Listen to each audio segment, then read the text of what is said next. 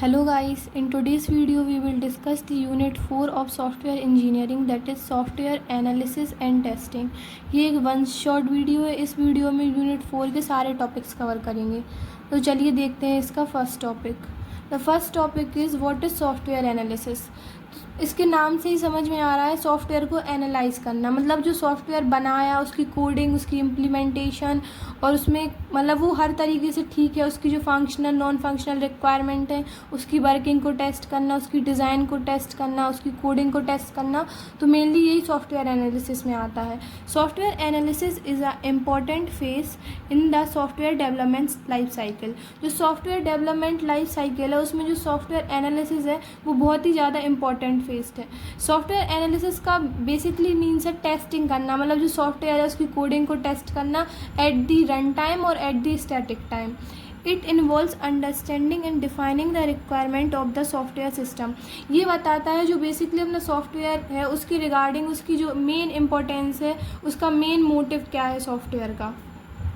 Identify the problem in the current software. जो अपना software, अपना जो करेंट सॉफ्टवेयर बनाया है डेवलपर ने, उसमें जो करेंट रिक्वायरमेंट्स क्या है, उसकी प्रॉब्लम, उसमें जो करेंट रिक्वायरमेंट और उसमें जो प्रॉब्लम्स आती हैं उसमें क्या ऐड डाउन होना है और क्या रिमूव होना है, वही सॉफ्टवेयर एनालिसिस के अंदर है। It defining and documenting functional and non functional requirement. जो फंक्शनल और नॉन फंक्शनल रिक्वायरमेंट उसको अपन एक SRS डॉक्यूमेंट में लिख रहे थे।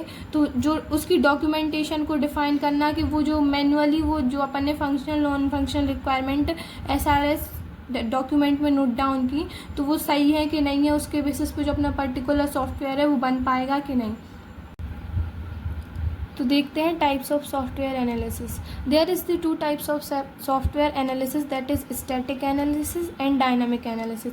जो सॉफ्टवेयर एनालिसिस है इसके बेसिकली बहुत सारे टाइप्स हैं, लेकिन यूनिट 4 में अपन को सिर्फ 2 टाइप्स पढ़ने हैं, वो है static analysis and dynamic analysis.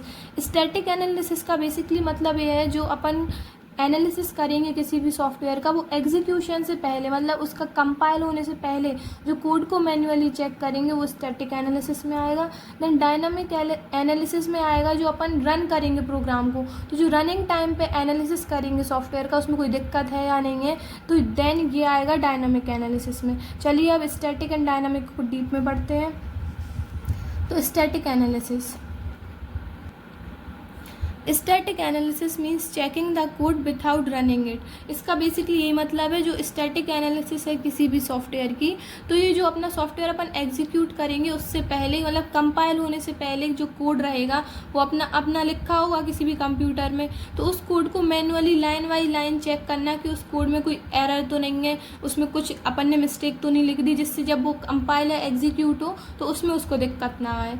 Means that checking the code manually without implementing it. वही है कि जो अपन ने कोड लिखा है उसको इम्प्लीमेंट करने से पहले, before the implementation we check the code manually, ये इसमें है। देन इसका एक एग्जाम्पल देखिए, it's like a reading a recipe to find any mistake without actually cooking. ये है जैसे कोई भी फूड की रेसिपी है तो उस रेसिपी को बिना बनाए अपन बस देखेंगे इसमें ये चीज़ें होनी है, इसके ये स्टेप है, अगर आपको लगे कि ये स्टेप अगर अपन ने परफॉर्म किए तो एक परफेक्ट रेसिपी बनेगी, देन ठीक है। अगर आपने देखा कि ये स्टेप फॉलो करने पे, जैसे आपने कुकिंग की तो आपको थोड़ा बहुत तो पता ही होगा ना कि कुकिंग में ऐसा ऐसा करेंगे तो ऐसा होगा, देन अगर ये चीज़ अगर अपन ने किसी भी इंग्रेडिएंट्स अगर ऐसे डाले तो अपनी कुकिंग अच्छी या टेस्ट अच्छा नहीं होगा। तो वही है, इसको बनाने से पहले अपन ने चेक किया उस कुकिंग को कि ये सही बनेगी कि नहीं, तो यही मेनली स्टैटिक एनालिसिस में है। चलिए let us understand with the help of another example. जैसे कि आपने किसी भी कोड या सॉफ्टवेयर को चेक किया विदाउट मतलब बिफोर द इम्प्लीमेंटेशन, देन उसमें अपन क्या फाइंड कर सकते हैं। अगर आप कोड को चेक करेंगे तो उसमें बेसिकली कोडिंग मिस्टेक्स होंगी, वो क्या होंगी, finding spelling mistakes in your code.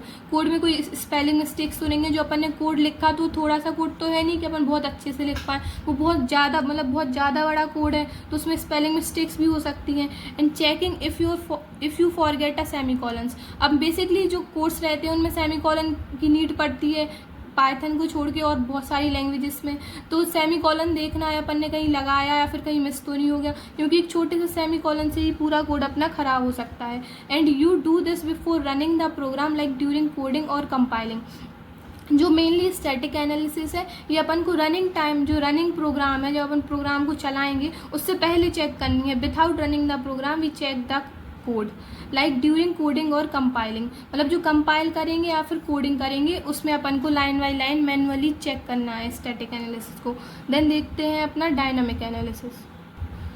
Then next is dynamic analysis. तो डायनामिक जैसे कि स्टैटिक एनालिसिस होता था जो वो कोड को चेक करता था विदाउट रनिंग द प्रोग्राम, लेकिन जो डायनामिक एनालिसिस है वो अपने कोड को चेक करेगा ऑन दी रन टाइम, मतलब जो अपना कोड फाइनल एग्जीक्यूट होगा उसका इम्प्लीमेंटेशन होगा, उसके इम्प्लीमेंटेशन में चेक करेगा कि अपने प्रोग्राम को रन होने में कोई दिक्कत तो नहीं है, उसमें कोई एरर्स तो नहीं है, कोई बग्स तो नहीं है, वो फाइनली अपना रन हो रहा कि नहीं हो रहा। तो चलिए देखते हैं। Dynamic analysis is the process of analysing a program while it is running. Dynamic analysis क्या चेक करती है? जो अपने प्रोग्राम की प्रोसेस है उसको रनिंग टाइम पे एनालाइज करती है, उसको देखती है कि वो फाइनली अच्छे से रन हो रहा है या नहीं हो रहा। It show the run time behaviour performance of the program और कोड। ये बेसिकली प्रोग्राम और कोड की क्या शो करता है? रन टाइम बिहेवियर, कि उसका रन टाइम बिहेवियर कैसा है, वो जो रन हो रहा है अपना फाइनल कोड वो स्लो हो रहा है या फास्ट हो रहा, उसमें कोई एरर्स तो नहीं है, ये सब डायनामिक एनालिसिस में है। Then it use to test the behaviour of the software in real time. ये रियल टाइम में सॉफ्टवेयर को वर्क करेगा, ऐसा कुछ नहीं है कि अपन ने किसी ने बोल दिया पहले से चेक कर लिया सॉफ्टवेयर को, देन अपन को बता दिया कि हाँ इसमें कोई मिस्टेक्स नहीं है चलो इसे हटाओ, तो ऐसा इसमें कुछ नहीं है। इसमें जो भी होगा अपन खुद सामने से देखेंगे कि रियल टाइम में ये हो भी रहा है या फिर नहीं हो रहा, रेदर देन जस्ट रीडिंग और स्कैनिंग द कोड। मतलब ये किसी से सुनना नहीं है कि हाँ कोड सही हो रहा, अपन खुद अपने विजुअलाइज करेंगे, एनालाइज करेंगे सामने से रियल टाइम में अपने प्रोग्राम को चला के कि उसमें एरर्स नहीं है कोड में कोई भी। ये रीडिंग की तरह नहीं है कि जैसे अपन ने मैनुअली कोड को रीड कर लिया, इसमें अपन को रीड कुछ नहीं करना, ना ही स्कैन करना कोड को, इसको डायरेक्ट अपन इम्प्लीमेंट करेंगे। जो अपन ने सॉफ्टवेयर बनाया उसकी वर्किंग फाइनली अपनी आँख आ रही है। इसका एग्जाम्पल देखते हैं। It's like cooking a dish and testing it to see if it is good or if something wrong. जो स्टैटिक एनालिसिस में देखा था कि अपन बस जो अपनी इंग्रेडिएंट्स या फिर डिश बनाने से पहले बस ऐसी मैनुअली रीड करेंगे कि वो अपनी जो अपन फाइनल डिश बनाएंगे कोई भी फूड की तो अच्छी बनेगी या नहीं, लेकिन इसमें ऐसा नहीं है। इसमें अपन खुद अपनी कुकिंग करेंगे, डिश को बनाएंगे, देन उसको अपन ही टेस्ट करके देखेंगे कि वो अच्छी है, उसमें कोई गलत मतलब उसका टेस्ट अच्छा है, उसमें कोई रॉन्ग मिस्टेक्स तो नहीं है। तो बस यही डायनामिक एनालिसिस में है। Let us understand with the another technical example. तो जो इसमें अपन चेक क्या करेंगे, प्रोग्राम जो अपन ने बनाया, जो कोड बनाया किसी भी सॉफ्टवेयर का, तो वो क्रैश तो नहीं कर रहा, मतलब उसमें कोई जब अपन ने उसको इम्प्लीमेंट किया फाइनली रन टाइम में उसकी वर्किंग चेक की तो ड्यूरिंग यूज़ मतलब यूज़ करते टाइम पे वो क्रैश तो नहीं कर रहा, उसमें कोई दिक्कत तो नहीं आ रही। Checking if your program crashes during use, इसमें यही चेक करेंगे। Then finding bugs that only happens when you click a button or enter some input. जो अपना कोड है तो वो कोई भी सॉफ्टवेयर वर्क तो ऐसे ही करता है कि पहले अपन उसको इनपुट देंगे, देन उसमें प्रोसेस होगी, देन अपन को आउटपुट मिलेगा। तो वही चेक करेंगे कि इनपुट देने पर जो प्रोसेस होने के बाद अपन को जो फाइनल आउटपुट मिल रहा है उसमें कोई वर्क्स तो नहीं है जैसा अपन ने एक्सपेक्ट किया था, जो अपनी सॉफ्टवेयर को रिगार्डिंग अपनी जो इंटेंशंस थी कि जो अपना सॉफ्टवेयर बनेगा वो एग्जैक्ट ऐसा बनेगा, उसकी इम्प्लीमेंटेशन ऐसी ही होनी चाहिए। तो वो जो अपन ने एक्सपेक्ट किया था उस सॉफ्टवेयर से वो अपन को फाइनली मिल रहा है या फिर नहीं मिल रहा। तो यही डायनामिक एनालिसिस है। Then it measure how fast the program run. तो ये बेसिकली जरूरी तो नहीं है जो डायनामिक एनालिसिस है वो कम यही निकाले, तो इसको ये भी तो मेजर करना है जो अपना फाइनल जो अपना प्रोजेक्ट अपन ने बनाया, प्रोग्राम बनाया, उसकी इम्प्लीमेंटेशन है तो अपनी उसकी वर्किंग जो उसकी रन टाइम पे जो उसकी वर्किंग है वो फास्ट हो रही या स्लो हो रही, मतलब वो जो वर्क कर रहा है वो जल्दी कर रहा है या फिर उसमें कोई दिक्कत हो रही, एरर्स हो रहा है या फिर हैंग मार रहा प्रोग्राम या फिर कुछ भी। तो यही सब अपन रन टाइम में जो प्रोग्राम को एनालिसिस करेंगे बेसिकली वही डायनामिक एनालिसिस में है। और before the execution of code reading the code manually यही स्टैटिक एनालिसिस में है। चलिए इसका एक छोटा सा डिफरेंस देखते हैं। तो difference between the static analysis and the dynamic analysis is before running the program. Basically जो हमने इतनी देर से आपको बताया कि स्टैटिक एनालिसिस में क्या आता है, प्रोग्राम को रनिंग किए बिना ही कोड को मैनुअली चेक करना, लाइन बाय लाइन रीड करना, ये स्टैटिक एनालिसिस है। Then while the program is running, जो अपन प्रोग्राम को रन टाइम पे चेक करेंगे वो डायनामिक एनालिसिस है। Then it check code errors and structure. जो स्टैटिक एनालिसिस है वो क्या चेक करती है, कोड्स को, लाइन बाई लाइन कोड को चेक करेगी और अपना जो प्रोग्राम का बेसिक स्ट्रक्चर है स्टैटिक एनालिसिस उसको एनालाइज और विजुअलाइज करेगी। Then dynamic analysis, it check run time behaviour and performance. तो जो डायनामिक एनालिसिस है वो चेक करती है रन टाइम पे बिहेवियर, जो अपन रन कर रहे हैं कोड को उसका बिहेवियर बेसिकली क्या है वो रन टाइम पे चेक होगा। Then performance of the code or the program, जो परफॉर्मेंस है प्रोग्राम या सॉफ्टवेयर की वो। Then reading code like a book, इसमें स्टैटिक एनालिसिस में जो अपन जैसे कि किसी भी बुक को लाइन बाई लाइन रीड करते हैं, समझते हैं कि ये पर्टिकुलर लाइन अपन से क्या कह रही है, यही बेसिकली स्टैटिक एनालिसिस में है। इसमें रीडिंग कोड को करेंगे, मतलब कोड को रीड करेंगे line by line, like a book. और जो डायनामिक एनालिसिस है ये है वॉचिंग द कोड, मतलब वॉचिंग लाइक अ मूवी, किसी मूवी को देखेंगे, समझेंगे, फाइनली उसमें इमोशंस लेंगे कि उसमें क्या हो रहा। तो ये बस वैसी है watching the code in action, जो एक्शन परफॉर्म हो रहा है उसको विजुअलाइज करेंगे, एनालाइज करेंगे। तो बेसिकली यही डायनामिक एनालिसिस में। चलिए देखते हैं next topic. So the next topic is code inspection. So code inspection is basically like एक formal meeting होती है जिसमें जो कोड है उसको मैनुअली चेक करते हैं। It is just like a static analysis, लेकिन स्टैटिक एनालिसिस जो डेवलपर बनाते हैं वही चेक करते हैं, लेकिन जो कोड इंस्पेक्शन में एक टीम हेल्ड होती है, देन वो टीम चेक करती है कोड के लिए फाइनल। तो code inspection is a formal review process used in software engineering. ये एक फॉर्मल रिव्यू प्रोसेस होती है, मतलब एक फॉर्मल मीटिंग हेल्ड होती है सॉफ्टवेयर, जो अपना सॉफ्टवेयर बनाया उसको फाइनल एनालाइज करने के लिए। To examine source code manually, इसमें जो सोर्स कोड और जो ऑब्जेक्ट कोड होता है उसको मैनुअली चेक करते हैं without running it to find errors bugs. मतलब ये स्टैटिक एनालिसिस जैसे ही है, तो इसमें जो अपन एनालाइज करते हैं वो मैनुअली एनालाइज करते हैं। जिसमें बेसिकली जो अपना इम्प्लीमेंटेशन से पहले का एनालाइजेशन होगा उसमें सिर्फ ये एनालाइज करेंगे। तो उसमें अपन कोड को मैनुअली रीड करके क्या एग्जामाइन करके क्या फाइंड करेंगे, उसमें कोई एरर्स तो नहीं है, कोई बग्स तो नहीं है, और जो कोडिंग का स्टैंडर्ड क्या है, मतलब कोडिंग का स्टैंडर्ड मीडियम है, लो है या हाई है। मतलब अलग अलग सॉफ्टवेयर्स के लिए अलग अलग कोडिंग स्टैंडर्ड भी होगा, हाई फाई कोडिंग स्टैंडर्ड या फिर लो कोडिंग स्टैंडर्ड, तो वही है। It is one of the most important और पावरफुल स्टैटिक एनालिसिस टेक्निक। जैसे बताया था एक स्टैटिक एनालिसिस जो अपन ने पहले पढ़ी, उसी की एक पावरफुल टेक्निक है जो कोड को मैनुअली चेक करती है। स्टैटिक एनालिसिस छोटा सा थोड़ी होगा, उसमें बस कोड को मैनुअली रीड करना, आपको ये बता दिया। अब उस बेसिकली उस कोड को मैनुअली रीड कैसे करना है लाइन बाय लाइन, वो कोड इंस्पेक्शन में डिफाइन है। Because it helps improve coding quality before testing और एग्जीक्यूशन। जो एक सॉफ्टवेयर है वो एक बहुत बड़ी चीज़ है, मतलब बनाना, डेवलप करना। तो ऐसे तो नहीं है कि बस थोड़ा थोड़ा उसमें कर दिया देन फाइनल सॉफ्टवेयर बन गया और चलो हटाओ इसे, ऐसा नहीं है। इसमें जो अपना सॉफ्टवेयर है उसको बहुत ही ज़्यादा अच्छे से इम्प्रूव करेंगे, उसकी क्वालिटी को, उसकी कोड की क्वालिटी को, उसके टेस्ट को, देन उसके फाइनल एग्जीक्यूशन को एनालाइज करेंगे मैनुअली। लेकिन डायनामिक में रन टाइम में करते थे, लेकिन इसमें करेंगे स्टैटिक टाइम में। Involvement of the peoples in code inspection, जो कोड इंस्पेक्शन प्रोसेस है अपनी, ये एक मीटिंग टाइप होती है। इसमें बहुत सारे ग्रुप्स ऑफ पीपल्स होते हैं, तो चलिए उनको देखते हैं।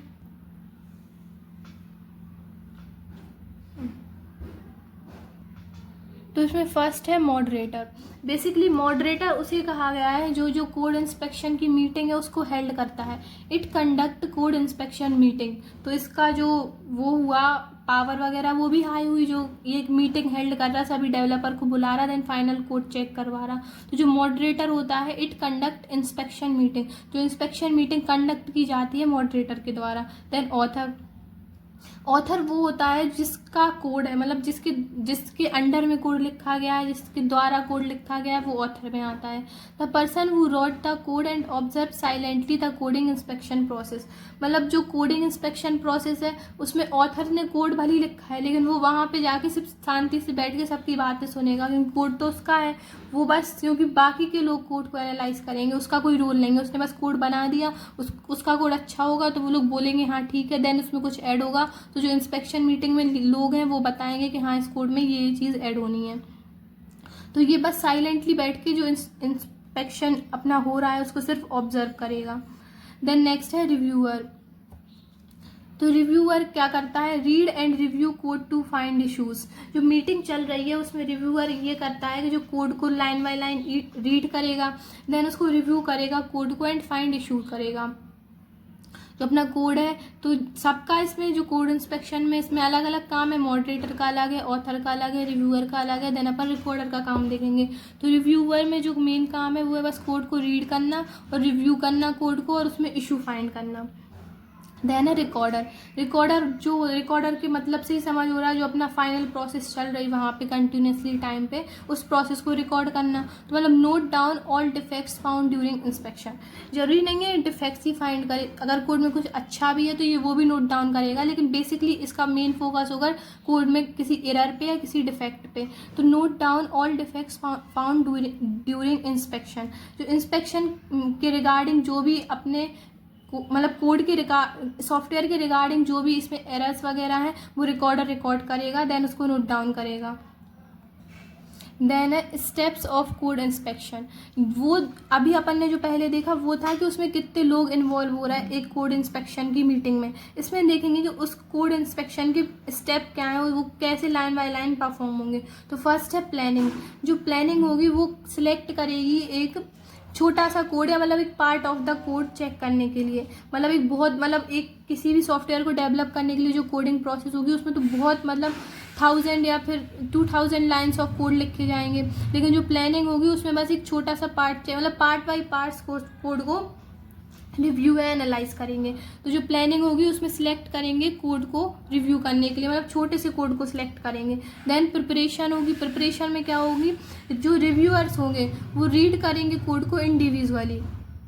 मतलब बहुत एक जरूरी तो नहीं है कि सिर्फ एक ही रिव्यूअर हो, वहाँ पे तो बहुत सारे रिव्यूअर्स होंगे, तो वो रिव्यूअर्स एक एक करके उस कोड को एनालाइज करेंगे, क्योंकि जरूरी नहीं है कि एक रिव्यूअर ने कोड को एनालाइज किया तो उसको कोई मिस्टेक ना लगी, लेकिन अगर दूसरे रिव्यूअर ने कोड को एनालाइज किया तो उसको मिस्टेक मिल सकती है।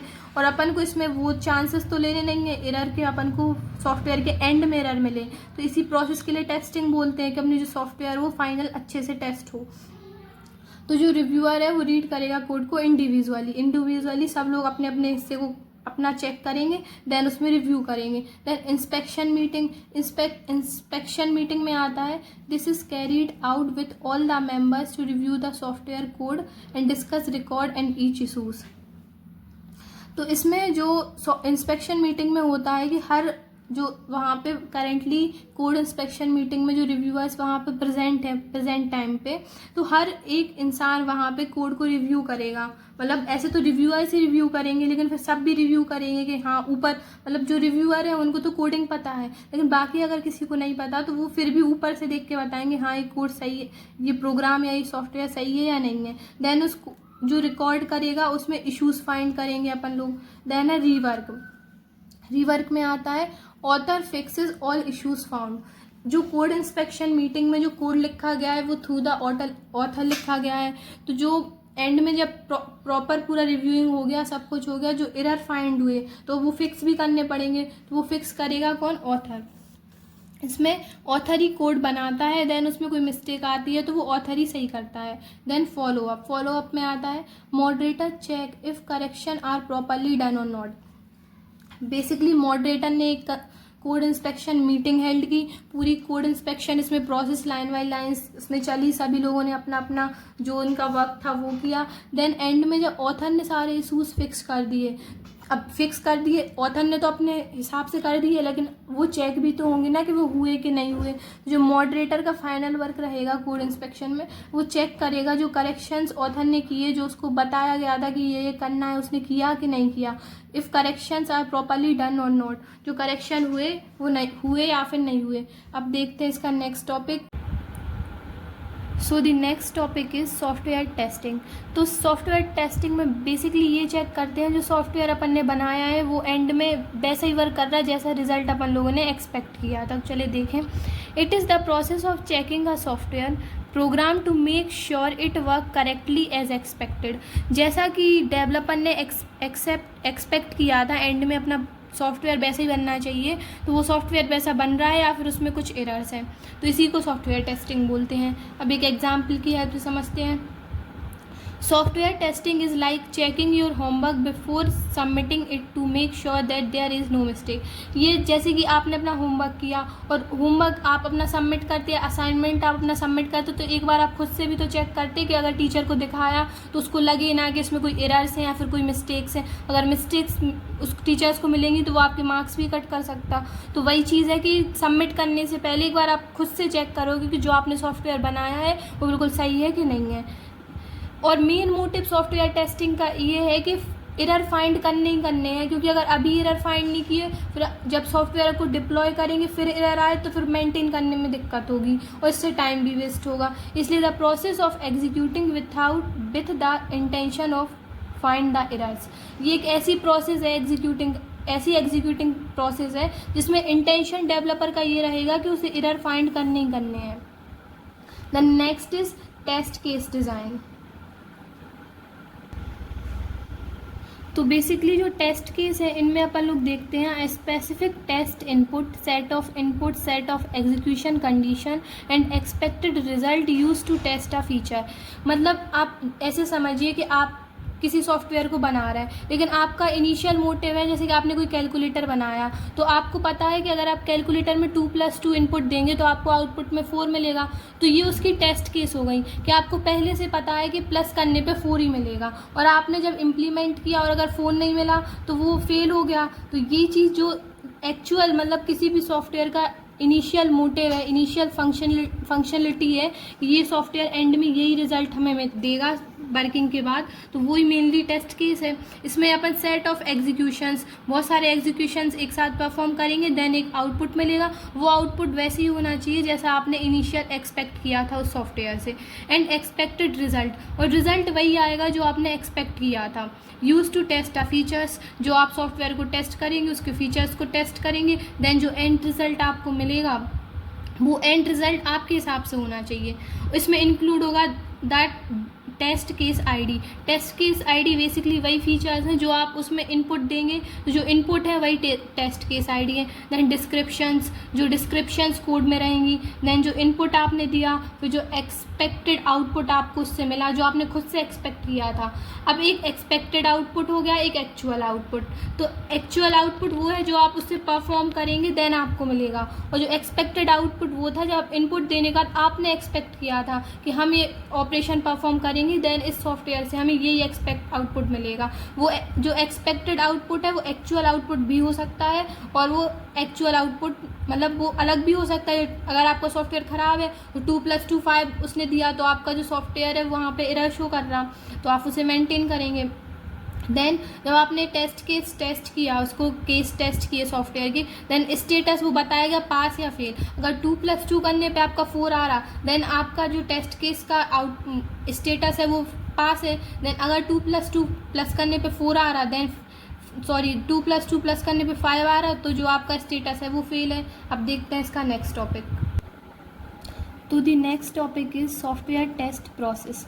जो सॉफ्टवेयर को टेस्ट करने की पूरी इनिशियल से लेकर जो फाइनल प्रोसेस है उसमें अपन ये डिस्कस करेंगे. इसमें स्ट्रक्चर वाइज मतलब स्टेप बाय स्टेप जो टेस्टिंग है वो परफॉर्म होगी. तो पहले देखते हैं सॉफ्टवेयर टेस्ट प्रोसेस होती क्या है. तो a structure test process is a software approach followed during software testing to enclosure. मतलब ये एक ऐसा स्ट्रक्चर अप्रोच है जिसमें जो सॉफ्टवेयर की प्रोसेस होगी वो स्टार्टिंग से जो प्रोसेस होगी उस अप्रोच की वो इंश्योर करेगी जो सॉफ्टवेयर अपनी फाइनल रिक्वायरमेंट या फिर फाइनल जो उसका पर्सपेक्टिव था वो उससे मीट हो रही है कि नहीं हो रही है. इसमें अपन क्या चेक करेंगे, द रिक्वायर्ड क्वालिटी स्टैंडर्ड. इसमें ये सब चेक करेंगे उसकी क्वालिटी क्या है और उस सॉफ्टवेयर के स्टैंडर्ड क्या हैं. और it involve several well defined stages from planning to enclosure. इसमें जो इन्वॉल्व होते हैं बहुत सारे वेल डिफाइंड स्टेजेस जो स्टार्ट होते हैं प्लानिंग से लेके इनक्लोजर तक. क्लोजर का मतलब होता है जो एंड में जो अपन को रिजल्ट मिलेगा वो. तो इसके जो स्टेप्स हैं वो हैं requirement analysis, test planning, test case design and development, test environment setup, test execution and test closure. Test closure means जो एंड में अपन को रिजल्ट मिलेगा. अब इन स्टेजेस को स्टेप बाय स्टेप समझते हैं. इसमें जो अपना फर्स्ट स्टेज है वो है रिक्वायरमेंट एनालिसिस। जो रिक्वायरमेंट एनालिसिस है इसमें बेसिकली अपन फोकस करते हैं अंडरस्टैंडिंग के लिए functional and non functional requirement में। जो रिक्वायरमेंट एनालिसिस है इसमें मेन फोकस रहता है अपनी functional requirement and non functional requirement में। Then test planning. जो test planning is a developed outlining the testing strategy. जो टेस्ट प्लानिंग है ये डेवलप्ड मतलब टेस्ट प्लानिंग है जो अपन टेस्टिंग कर रहा है इसमें पहले से प्लान है तो उसमें अपन आउटलाइनिंग कर रहा है स्ट्रेटजीज़ की, शेड्यूल कर रहा है और एक क्राइटेरिया फिक्स कर रहा है सक्सेस के लिए कि ये प्लान करके अपन को जो एंड में फाइनल रिजल्ट मिलेगा वो इसके अकॉर्डिंग होगा अपना software. This plan guide the entire testing process. जो सॉफ्टवेयर टेस्टिंग है तो बेसिकली सॉफ्टवेयर को टेस्ट करने के लिए एक प्लान भी होगा, तो वही प्लान है टेस्टिंग प्लान। जो टेस्ट प्लानिंग है इसमें बेसिकली एक गाइडलाइन है जो बताती है आपको पहले ये चीज़ करनी देन ये मतलब एक स्ट्रक्चर है जो आपको इनिशियल से लेकर एंड तक की प्रोसेस का एक प्लान बताएगा। देन है test case design and development. तो जो टेस्ट केस डिज़ाइन है इसमें this phase involve creating detailed test cases test scenarios. तो बेसिकली अपन टेस्ट केस डिज़ाइन पहले भी देख चुके हैं। टेस्ट केस डिज़ाइन वही होता है जो इनपुट डालने पे आप एक्सपेक्टेड आउटपुट किसी भी सॉफ्टवेयर से मतलब एक्सपेक्ट करते हैं तो आपको एंड में वो आउटपुट मिलता है कि नहीं मिलता है, या फिर वो टेस्ट सिनेरियोज जो आपने एक्सपेक्ट किए थे किसी भी सॉफ्टवेयर से। Then test setup environment. Test environment setup. जो आपका सॉफ्टवेयर टेस्ट होगा तो उसके लिए एक पर्टिकुलर टेस्टिंग इन्वायरमेंट होगा कि वो जो सॉफ्टवेयर आपका टेस्ट है वो इस इन्वायरमेंट में टेस्ट होगा। वहाँ पे वो सारे इंस्ट्रूमेंट, सारे लोग, सारे टेस्टर्स प्रेजेंट रहेंगे उस सॉफ्टवेयर को टेस्ट करने के लिए। तो एक ऐसा इन्वायरमेंट जहाँ पे आपका सॉफ्टवेयर टेस्ट होगा उसे बोलते हैं test environment setup. The dedicated environment is developed to check the condition under which the software will be used. ये एक ऐसी कंडीशन है जहाँ ये एक ऐसा इन्वायरमेंट है जो डेवलप्ड किया गया है स्पेशली सॉफ्टवेयर को चेक करने के लिए कि इन पर्टिकुलर कंडीशंस पे जो आपका सॉफ्टवेयर है वो वर्क करेगा और इन पर्टिकुलर कंडीशन पे आपका सॉफ्टवेयर एरर शो करेगा। तो बेसिकली यही है test environment setup. Then test execution. तो टेस्ट एग्जीक्यूशन मतलब ये है tester execute the predefined test cases. जो आपने अभी पहले जो टेस्ट केसेस किए तो आपने एक्सपेक्ट किए थे कि आप सॉफ्टवेयर से ये काम करवाएंगे देन सॉफ्टवेयर फाइनली आपको ये आउटपुट देगा। तो ये प्री डिफाइन आप पहले से कर चुके कि आपको ये आउटपुट इससे चाहिए। तो जो वो आप प्री डिफाइन आउटपुट आपने एक्सपेक्ट किए थे उसी को सिस्टमेटिकली टेस्ट करना। द सॉफ्टवेयर फंक्शनैलिटी मतलब उन्हीं आउटपुट्स के लिए सिस्टमेटिकली टेस्ट करना देन सॉफ्टवेयर की फंक्शनैलिटी को चेक करना। ये टेस्ट एग्जीक्यूशन में क्या आपका जो सॉफ्टवेयर है वो एग्जीक्यूट करने पे क्या एरर या फिर क्या आउटपुट आपको शो कर रहा। If any issues or defect are found during executions are documented and report. अगर आपकी सॉफ्टवेयर टेस्टिंग में जो टेस्ट एग्जीक्यूशन स्टेज है इसमें कोई भी एरर शो होता है या फिर कोई भी इश्यूज़ या डिफेक्ट अपन को मिलता है ड्यूरिंग दी एग्जीक्यूशन, जब अपन रन टाइम पे अपने कोड को इम्प्लीमेंट करेंगे तो उसमें जो भी एरर्स होंगे या उसकी जो भी क्वालिफिकेशंस या क्वालिटीज़ होंगी उनको अपन डॉक्यूमेंट करेंगे एक रिपोर्ट में, मतलब उनको डॉक्यूमेंटेड करेंगे देन उसे रिपोर्ट करेंगे कि इसको अगर कोई भी एरर्स शो होगा देन अपन फिर से उसको सुधारेंगे, रिक्वायरमेंट एनालिसिस करेंगे देन फिर से ये प्रोसेस रिपीट होगी। अब देखते हैं sixth stage. Then sixth stage है test closure. Test closure means this phase involve reviewing test result. इस फेज में जो भी आपने अभी तक स्टेजेस परफॉर्म किए किसी भी सॉफ्टवेयर टेस्टिंग में तो ये उनको रिव्यू करेगा कि उनको एनालाइज करेगा, उनके डिफेक्ट को एनालाइज करेगा और उनकी एक फाइनल रिपोर्ट टेस्ट रिपोर्ट बनाएगा। तो बेसिकली यही है टेस्ट क्लोजर में। क्लोजर का मतलब फाइनल जो रिजल्ट है उसी का रिव्यू करना टेस्टिंग में। देन देखेंगे लेवल ऑफ टेस्टिंग। तो लेवल ऑफ टेस्टिंग भी बहुत इंपॉर्टेंट टॉपिक है क्योंकि ये प्रीवियस ईयर में भी आ चुका है और बेसिकली लेवल ऑफ टेस्टिंग को ही बोलते हैं टाइप्स ऑफ टेस्टिंग। तो देखते हैं टाइप्स ऑफ टेस्टिंग और लेवल ऑफ टेस्टिंग। तो इसमें जो एग्जाम में अगर पूछा गया तो आपको ये डायग्राम बना के आना है। टाइप्स ऑफ टेस्टिंग होती है unit testing, integration testing, system testing and acceptance testing. तो ये टेस्टिंग है और यही लेवल्स ऑफ टेस्टिंग है और ये तो बेसिक है, क्लाइंट्स की नीड्स रहेंगी, उन्हीं के बेसिस पे रिक्वायरमेंट होगी, देन उन्हीं के बेसिस पे सॉफ्टवेयर डिज़ाइन होगा, देन उसमें कोडिंग होगी। तो चलिए देखते हैं इन सारे टॉपिक्स को। जो अपना फर्स्ट टाइप है टेस्टिंग का या फिर फर्स्ट लेवल है लेवल ऑफ टेस्टिंग का वो है unit testing. Unit testing just like इस नेम, इसमें जो टेस्टिंग होगी वो छोटी छोटी यूनिट्स में होगी। देखते हैं, फोकसेस ऑन इंडिविजुअल कंपोनेंट्स और मॉड्यूल्स ऑफ द सॉफ्टवेयर। इस टेस्टिंग में एक बहुत बड़ा कोई भी सॉफ्टवेयर है तो उसके छोटे छोटे पहले मॉड्यूल्स कर लेंगे, मॉड्यूल्स में मतलब उन्हें डिवाइड कर देंगे, देन छोटे छोटे मॉड्यूल्स पे फोकस करेंगे यूनिट टेस्टिंग में। इसमें अपन टेस्ट करते हैं ईच यूनिट, मतलब हर एक यूनिट को टेस्ट करेंगे इंडिविजुअली, जिससे ज़्यादा ही अच्छे से अपना जो रिजल्ट आए वो निकले।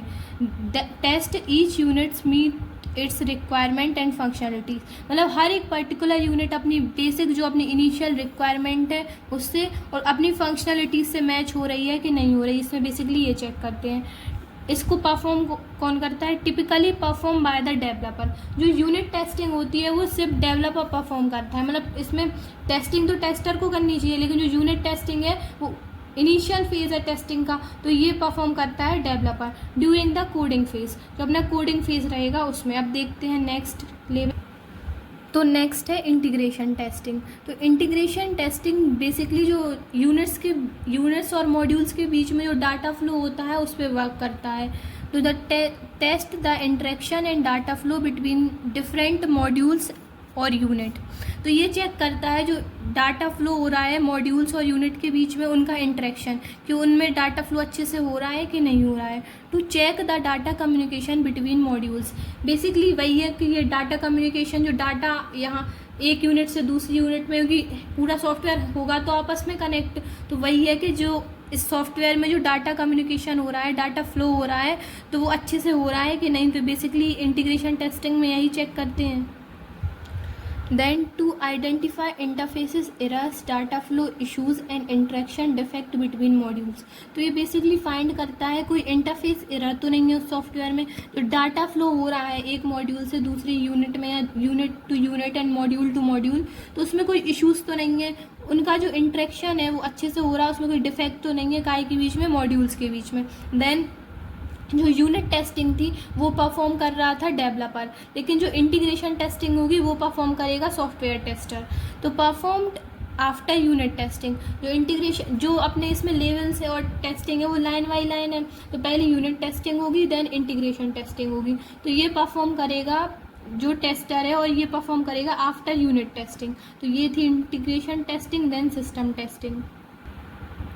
तो नेक्स्ट है सिस्टम टेस्टिंग। जो यूनिट टेस्टिंग और इंटीग्रेशन टेस्टिंग में बेसिकली अपन मॉड्यूल्स की और यूनिट्स के ऊपर वर्क कर रहे थे, लेकिन इसका नेम ही है सिस्टम टेस्टिंग। तो इसमें जो अपन टेस्टिंग करेंगे वो ओवरऑल सिस्टम की टेस्टिंग करेंगे। तो इसमें अपन जो टेस्ट करेंगे वो फंक्शनल रिक्वायरमेंट और नॉन फंक्शनल रिक्वायरमेंट रहती है जो सॉफ्टवेयर की, उस पर टेस्ट करेंगे उसको। तो ये करता है इट एग्जामाइन बोथ, ये एग्जामाइन करता है बोथ क्या, functional and non functional requirement expect of the software. जो पार्ट्स हैं किसी भी सॉफ्टवेयर के उनकी functional and non functional requirement को ये टेस्ट करता है।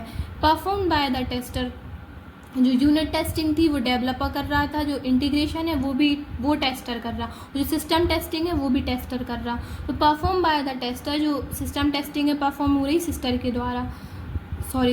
के द्वारा। To check the overall system behaviour, system testing हो रही पूरे सिस्टम की टेस्टिंग, इसलिए इसमें अपन चेक करेंगे ओवरऑल सिस्टम का बिहेवियर। जो सिस्टम का बिहेवियर है, फंक्शनल रिक्वायरमेंट और नॉन फंक्शनल रिक्वायरमेंट उसकी सही है कि नहीं है, उस सिस्टम अच्छे से वर्क कर रहा है कि नहीं वो सॉफ्टवेयर, तो इसमें ओवरऑल रिक्वायरमेंट जो रहती है वो टेस्ट करते हैं। देन फोर्थ है एक्सेप्टेंस टेस्टिंग। तो it determines if the software meets the user need and expectations. तो ये बेसिकली डिटरमाइन करता है अगर किसी यूज़र ने कोई सॉफ्टवेयर बनाया तो उसने जो एक्सपेक्ट किया था उस फाइनल रिजल्ट से कि जो अपने सॉफ्टवेयर बनवाया है उसका फाइनल वो ऐसा ही बनेगा, तो उसकी जो एक्सपेक्टेशंस थी उसके अकॉर्डिंग वो सॉफ्टवेयर बना है कि नहीं बना है। तो ये बस बेसिकली यही बताता है। It confirms that the software satisfy the requirement agreed upon. एक ऐसा सॉफ्टवेयर जो अपन ने बनने के बाद सारी टेस्टिंग फेज कंप्लीट होने के बाद जब फाइनली यूज़र से टेस्ट कराया तो यूज़र उस पर एग्री करता है कि नहीं, कि यूज़र को मतलब यूज़र की एक्सपेक्टेशंस के हिसाब से वो सॉफ्टवेयर बना है कि नहीं, इसमें बस बेसिकली यही चेक करते हैं। Then typically perform by the user और client before the software is release. जो पिछली टेस्टिंग थी उनको सिर्फ डेवलपर या फिर टेस्टर टेस्ट कर रहा था, लेकिन इस टेस्टिंग को टेस्ट करेगा खुद यूज़र, क्योंकि है तो बेसिकली ये यूज़र का ही सॉफ्टवेयर। तो इसमें बस इतना ही। Then next topic is test oracles. तो टेस्ट ओरेकल्स एक छोटा सा टॉपिक है, तो चलिए इसे समझते हैं। तो test oracle are a mechanism used in software testing to determine whether the output produced by the system under test is correct. एक टेस्ट ओरेकल एक मैकेनिज्म है, इसमें बेसिकली ये टेस्ट करते हैं जो आउटपुट अपना आया वो सिस्टम के अकॉर्डिंग करेक्ट है कि नहीं है, मतलब वो जो सिस्टम है वो इसी आउटपुट के लिए बनाया गया है कि नहीं है, जो एक्सपेक्टेशंस थी अपनी आउटपुट को लेकर वो हैं वो कि नहीं है। तो ये उसका एक डायग्राम है, इसकी हेल्प से समझते हैं। जो आपके टेस्ट केसेस हैं, आपके टेस्ट केसेस क्या होंगे, अपन ने कैलकुलेटर वाले एग्जाम्पल से समझा था कि 2+2 का रिजल्ट आपने एक्सपेक्ट किया कि 4 आना चाहिए, तो जो आउटपुट अपना यहाँ से निकलेगा तो वो भी 4 होना चाहिए। इसमें बेसिकली ये देखते हैं, तो आपने यहाँ से जो आपका एक्सपेक्टेड रिजल्ट इनपुट था, मतलब एक्सपेक्टेड जो आउटपुट था उसके अकॉर्डिंग आपने इनपुट दिया इस सिस्टम के लिए, देन आपने इनपुट देने के बाद उसको टेस्ट किया। सॉफ्टवेयर अंडर टेस्टिंग, मतलब अपन ने जो इतनी सारी टेस्टिंग पढ़ी, एक्सेप्टेंस टेस्टिंग और जितनी भी टेस्टिंग पढ़ी, उस टेस्टिंग के अंडर से ये जाएगा अपने टेस्ट केस, जो फिर इसमें अपन एक मैकेनिज्म लगाएंगे, उसे बोलेंगे टेस्ट ओरेकल्स। तो जब वो यहाँ से यहाँ फ्लो हुए, देन फिर एक कंपैरेटर लगाएंगे कि जो टेस्ट ओरेकल है और जो अपनी टेस्टिंग की बेसिक रिक्वायरमेंट है वो मैच कर रही है कि नहीं कर रही। देन जो अपना फाइनल आउटपुट निकलेगा according to the test case, तो इसमें बेसिकली वही होता है। इसमें अपन एक छोटा सा मैकेनिज्म है जिसमें बेसिकली अपन एक्सपेक्टेड आउटपुट एक्सपेक्ट कर रहे हैं। रिजल्ट ऑफ टेस्टिंग, जो अपना इस मैकेनिज्म से पूरा रिजल्ट निकलेगा उसी को बोलते हैं रिजल्ट ऑफ टेस्टिंग।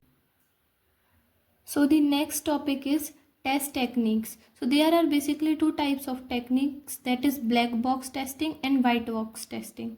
तो टेस्ट टेक्निक्स बेसिकली होती हैं किसी भी सॉफ्टवेयर को टेस्ट करने की टेक्निक्स। तो ये 2 टाइप्स की हैं, एक black box and white box. चलिए देखते हैं पहले ब्लैक बॉक्स टेस्टिंग। तो ब्लैक बॉक्स टेस्टिंग में बेसिकली टेस्ट करते हैं, जो टेस्टर रहता है उसे कोई भी फंक्शनैलिटीज़ जो सॉफ्टवेयर के अंदर है उसकी कोई नॉलेज नहीं रहती है। इसमें बस वो ये देखता है इनपुट डालने पे हमें आउटपुट मिलेगा, बस उसको इतना ही नॉलेज रहता है इसमें। अब देखते हैं, black box testing is a software testing. ये एक सॉफ्टवेयर टेस्टिंग है method where tester evaluate the functionalities of an application, जिसमें उसको ये पता है कि जो फंक्शनलिटीज़ किसी सॉफ्टवेयर के अंदर होगी तो उससे उसे आउटपुट मिलेगा, लेकिन उसे उस सॉफ्टवेयर की इंटरनली क्या कोडिंग है, क्या उसमें कोड यूज़ हुए हैं, उसे टेक्निकल नॉलेज इसमें बिल्कुल नहीं रहता है।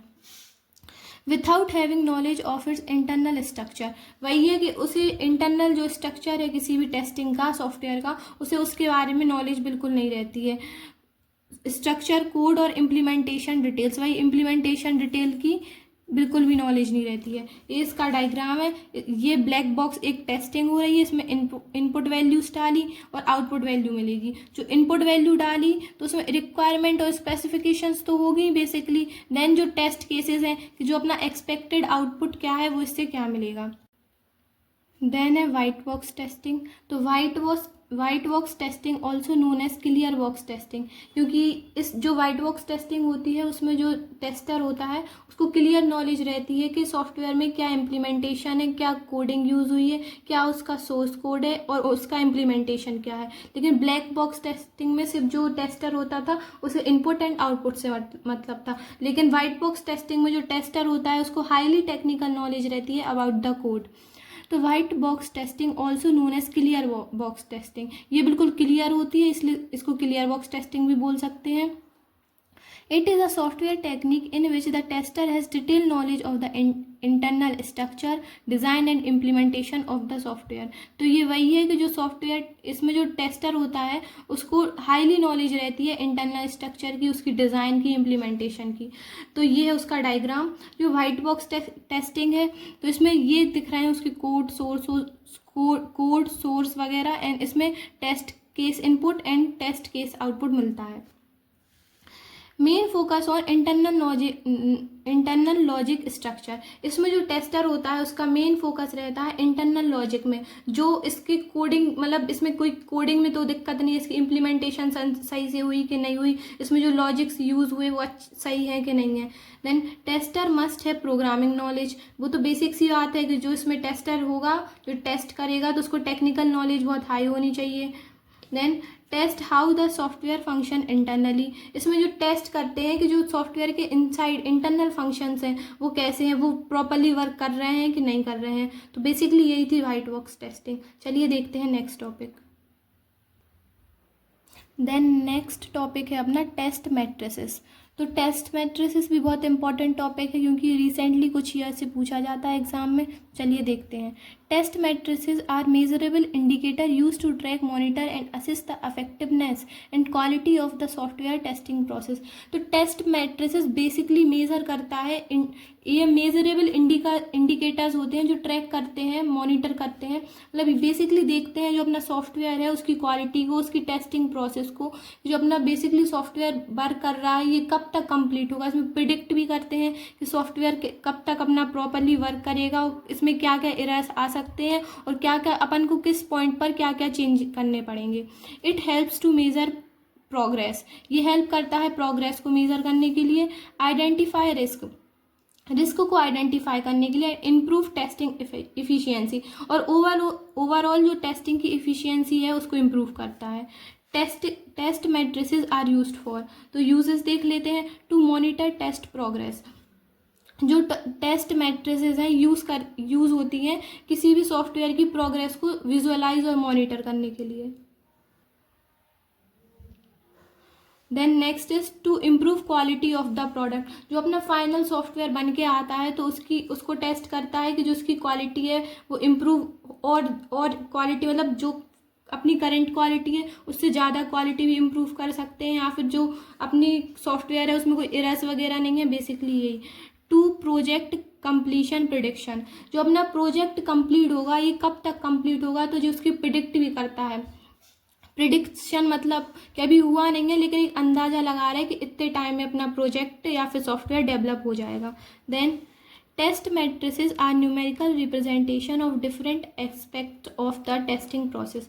टेस्ट मैट्रिसेस एक न्यूमेरिकल रिप्रेजेंटेशन भी है अलग अलग टेस्टिंग प्रोसेस के एक्सपेक्ट की, मतलब इसको न्यूमेरिकली भी रिप्रेजेंट करते हैं। अब आगे देखेंगे इसको न्यूमेरिकली कैसे रिप्रेजेंट करेंगे।